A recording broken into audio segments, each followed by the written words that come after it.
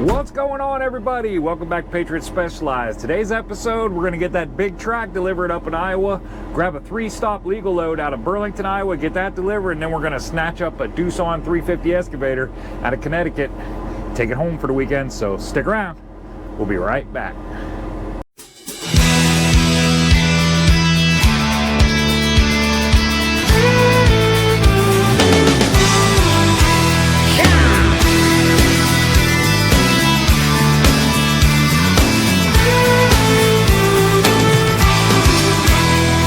Right across these plains and prairies, Rocky Mountain highs, fade off into the distance like ghost riders in the sky. Black smoke and white line, steel horses.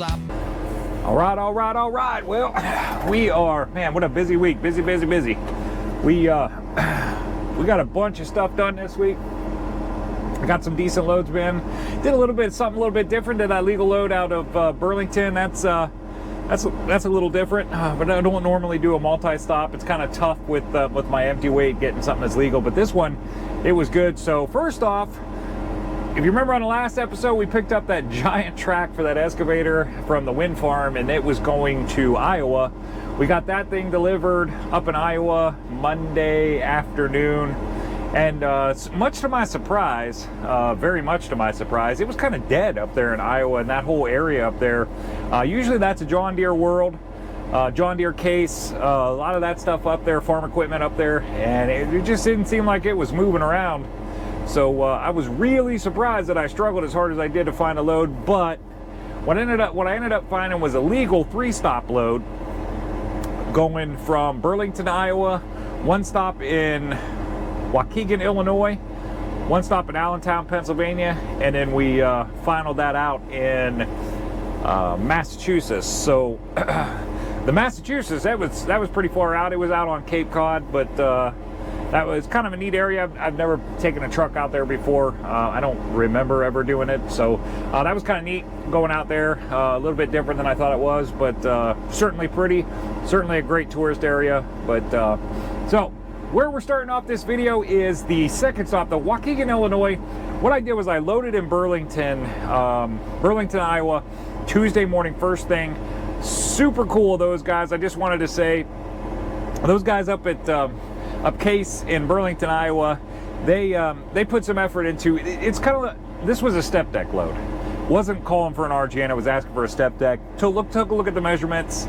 Knew we could make it fit, or was pretty sure we could make it fit based on what they gave us. Unfortunately, what they didn't account for in the paperwork that we received was the dimensions of the pallets that they were including with each item, and there was no choice. Like, it's got the bucket and the forks on it, so each one of them came with 1 pallet. So there was the 3 machines and then 3 pallets that went with them. So it was a little bit tricky getting those pallets put on a trailer, but we managed to get it done. And kudos to those guys at Case there.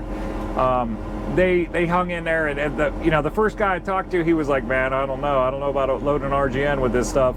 And I said, come on, have some faith, we'll make it fit. And the other 2 guys that were outside, they were like, yeah, dude, we'll get it done. And they did. They put a good amount of effort into it, and I appreciate that. And you don't get that very often. Sometimes when it's not exactly what they asked for, they just say, nope, not interested. Not Case necessarily, but some other places I've gone, they just say, nope, that's not what we asked for, we're not going to do it. And these guys didn't do that. They said, hey, let's see if we can make it happen, and we did, as a matter of fact. So that was fantastic of them. So what I did was I loaded there in the morning, and then I ran my happy butt right up to Waukegan, Illinois, and got that one delivered. I didn't get any film there. They were kind of goofy about filming, but what they ended up doing with their machine was they brought a forklift over, and they just picked it up off the trailer and took it off. Probably the smart choice, and you're going to see why on the second stop, on why that was probably a smart choice. But where we're starting this off is the delivery out in Allentown, Pennsylvania.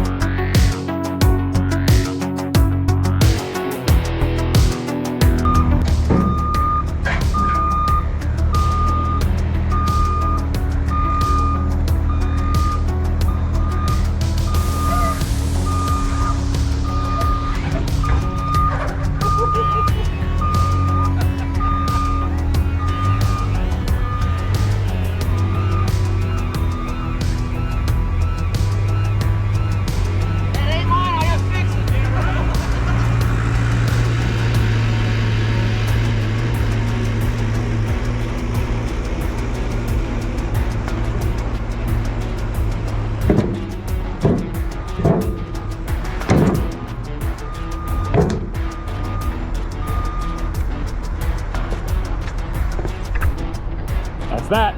Stop number 2 made. Now we're gonna get hooked back up, run up to Massachusetts, and make the last stop. So here we go.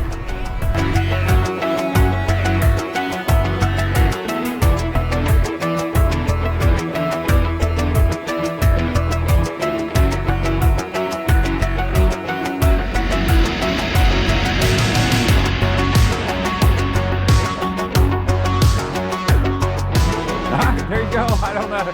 I'm sure you guys saw that on the film. That's why I said it was probably smarter the first guys to pick them off. It's kind of neat that the 3 stops on here, they unloaded 3 different ways. So that was kind of neat. The first stop, like I said, they picked it off with a forklift. They just picked the whole unit up, backed up, set it down, took their pallet off and went about their business. And the second one, obviously what you just saw, he attempted to drive it off and I really thought he was going over backwards, but super cool him, real nice guy there. I think his name was Cody. I think he said his name was Cody.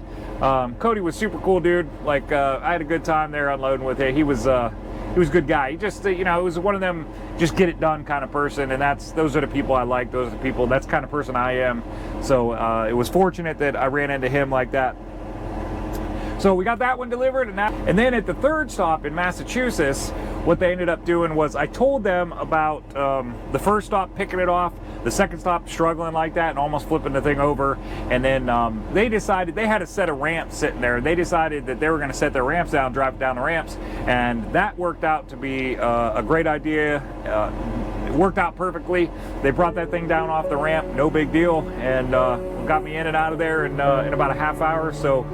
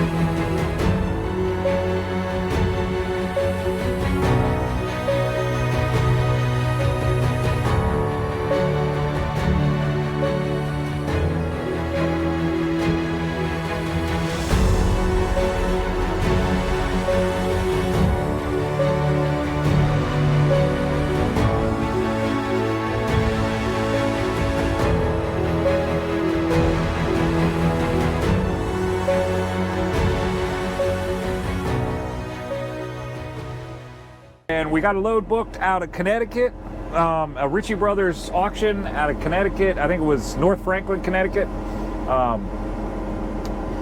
To pick up this Doosan, you're going to see that here in 1 second.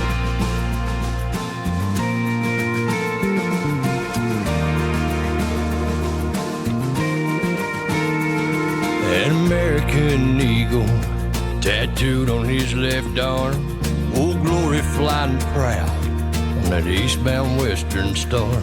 He's got an MIA sticker for his brothers that's still missing, praying that somehow they make it home. He drives across this country from sea to shining sea, remembering the sacrifice, how freedom don't come free. With the windshield full of what he loves, takes pride in what he did and does. This soldier grabs another gear and he rolls on. Star stripes and white lines, charging through the long line like an 18-wheel cavalry loaded down with liberty. Where would America be without star stripes and white lines? He thinks about his babies safe and sound asleep at home, and he knows someday they'll understand the reasons he's been gone. Talk about a hero, man. I'd sure like to shake his hand. Take the time to thank the man that keeps this country strong.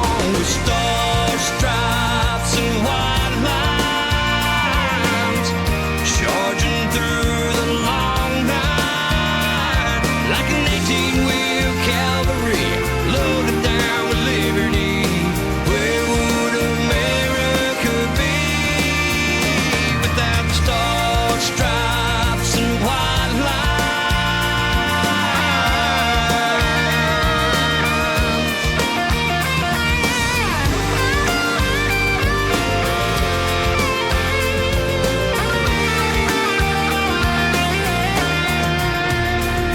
Stars, stripes, and white lines, charging through the long night like an 18-wheel cavalry, loaded down with liberty. Stars, stripes, and white lines, charging through the long night like an 18-wheel cavalry, loaded down with liberty. Where would America be without the stars, stripes, and white lines?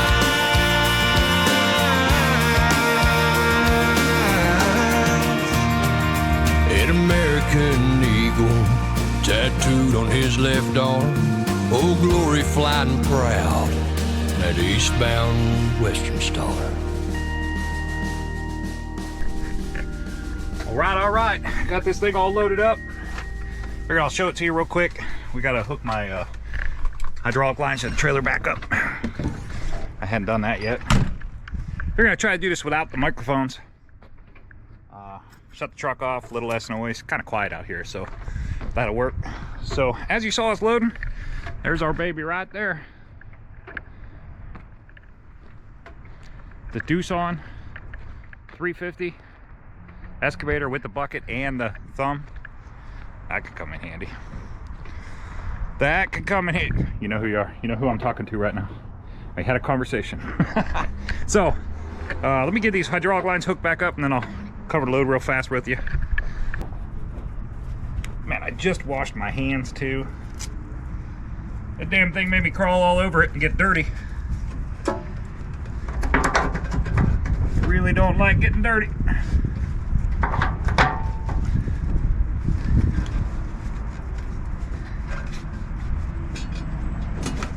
we go. All right, everything's all set there. All right, so what we got going here, Doosan 350 excavator. We are 11 foot wide, they tell me. I got to measure it yet. In fact, let's check that height while we're doing this. Might as well check height and width. Be 100% sure. Width looks correct. The way I load these things, I use the boards on the trailer to make sure the inside of the track runs right along a board. Make sure it's straight. I think that pusher needs to go down. So I'm pretty familiar with the widths, you know, where they fit on the trailer, what it's going to be. So I'm confident this thing's going to come out exactly where it should be. So, but what we got here, they're telling me it's 80,000 pounds. I looked it up. I think that's accurate. What I did on the back here, a little bit differently than I normally do it. I hooked my chains on the inside, my D-rings on the inside of the rails, and went out to the outside of the track. Hooked the outside of the track, put a binder there, and then this one, there's no chain at all. It's binder right to the edge of the trailer. Did that on both sides, same way. So basically, right there, we get 2 chains worth of credit. Half-inch chain, so we have 22,000 pounds of securement right there. And then on the back, obviously, got our flags on. Widest portion of load. That's not quite the widest portion of load, but that's the best place to mark it. The back, I did the same exact way. Went right from the inside D-ring there up to the edge of the track, and then inside edge of the track right to the edge of the trailer. Another 22,000 pounds right there. So we have 44,000 pounds of securement on this thing right now. And then I ran one chain. As you know, we're required to have one over the boom, regardless. If it's tucked in, it still can't turn or anything, but we're still required to have that one. So I put one chain over, then I had all this excess chain sitting here, and it kind of concerns me that it could fall down in there and damage a brake chamber or get a tire or something. So what I did was I just threw the excess across, hooked it on the other side, put another binder. So we have another piece of securement here. So both of these chains go all the way across. They give us full credit for both of those. That's another 22,000 pounds of securement. So basically, we're holding on to 66,000 pounds of securement on a load that really only requires about 40. So we are in great shape for securement. I feel really comfortable. No worries going through scales. But we have our turbo saver on up there. Exhaust is facing backward, so it's always safe to put that turbo saver on. Now let's check the width and get a height measurement so we can get out of here. Hopefully we can make it to Scranton tonight.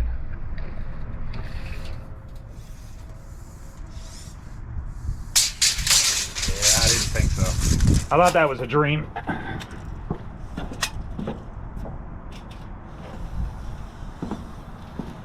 All right, let's see. What do we got? Yeah, we permitted at 11.6 and we're 11.5, so that's perfect. Now let's make sure on our height here. Highest portion of load is definitely those hoses up there. So that's what we're going to measure off of. Make sure that we're good there.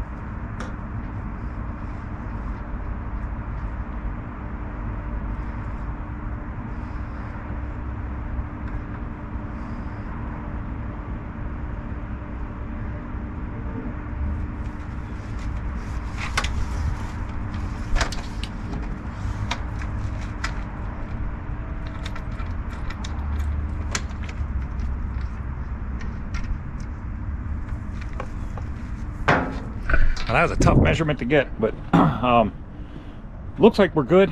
I also think we're sitting in a little bit of a hole here, so I think we're going to drop down when we get on flat ground. I'll take another measurement of it once I get out on some concrete and I got a perfectly flat surface to work with. I think I might have been measuring down in a hole, but we came up right at 13.6. Those hoses felt like they were a little bit higher, but it turns out that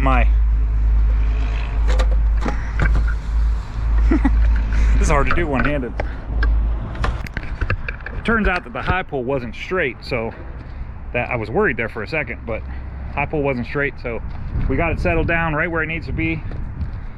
Now we are going to put this pusher down, see what our axle weights are. Trailer looks good.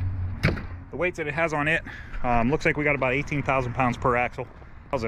73,000, I think. 72.5, I think, is what we permitted at. So if there's 18,000 on each one of them axles, and we are right there, which should put our drive axles right where they need to be too. So I'm gonna go grab a scale. Right now we're gonna get out of here. I'm sweating a little bit. And get out of here, try to make it to Scranton, grab a shower, take another accurate measurement on this thing and make sure we're good. Maybe I'll have to adjust my ride height a little bit, but it's time to get rolling. Let's do this.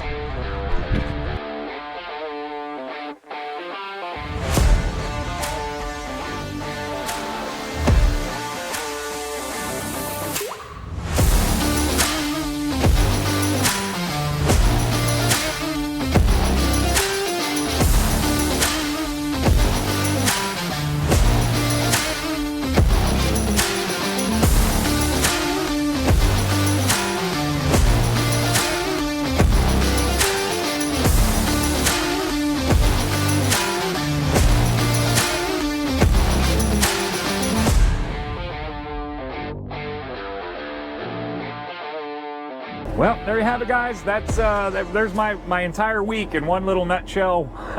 One little very short half-hour time frame. That's my entire week in a nutshell. Did pretty well this week. I was pretty it was pretty interesting to, I don't know about interesting. I don't know if interesting is the right word, but it was kind of nice to take a break from the oversized curfews and permits and escorts and all that gibberish that goes into oversized, making sure your dimensions are correct, all that stuff. It was kind of nice to take a break from that and run a legal load. So that was I like to do that every now and then, and this would fit perfectly with that. That load, actually, believe it or not, it only weighed 9,100 pounds total. Everything that was on my trailer was 9,100 pounds. So we went from 90,000 to 9,100, and then we went right back to 90,000 pound excavator. So all in all, it was a great week. I definitely enjoy when things run smooth and you get things done. I also was able to sneak in breakfast with my family on Wednesday as I was coming through Ohio. One of my kids was in town, and I got a chance to go have breakfast with them before they left to go home. So that was also super cool. Something that doesn't happen very often. You know, this day and age with the electronic logbooks and all of the time restraints and all of that stuff that goes in with truck driving, you don't very often get to just sit down and have a meal with somebody. It used to be that, you know, you sit in a truck stop and you could sit down and talk to other truckers and you would have some time to do that. And the way it is now, it seems like it's all go, go, go, go. We're always watching that logbook with the creation of the 14-hour rule. We're always watching that logbook, trying to make sure our hours are good. And I am one that stretches every minute I can get, and sometimes it bites me in the butt. But that was kind of nice Wednesday morning, just being able to stop at a Cracker Barrel and just sit down and have a breakfast with my family. That was super nice. So, little silver lining to what was already a pretty decent week. That was a little silver lining to that, and I look forward to what next week has in store. So, if you're brand new to the channel, I appreciate you guys watching today. If you like what you see, consider hitting that like button. If you want to see more, consider hitting that subscribe button. I appreciate that. The veterans coming back to the channel, you guys know how much I love you guys, and all the likes and shares and comments and all that stuff. Makes a huge difference in the channel, and it's interesting for me to see how each video affects the amount of likes and shares and the amount of subscribers. So it's a very interesting process, and I appreciate everybody being involved. And this really is sort of like a community we've created here. I got a lot of good feedback from everybody on the channel, and the comments are always good, and I appreciate that. And that's what this channel is about. It's about teaching people, you know, what I do, how I do it, and I'm not interested in everybody picking on each other or any kind of that, you know, nonsense. I just don't, that's not what this is about. So I appreciate everybody who has commented and has done this stuff, and everybody's been super cool about it. So there you go. We will see you guys on the next one. Everybody stay safe out there.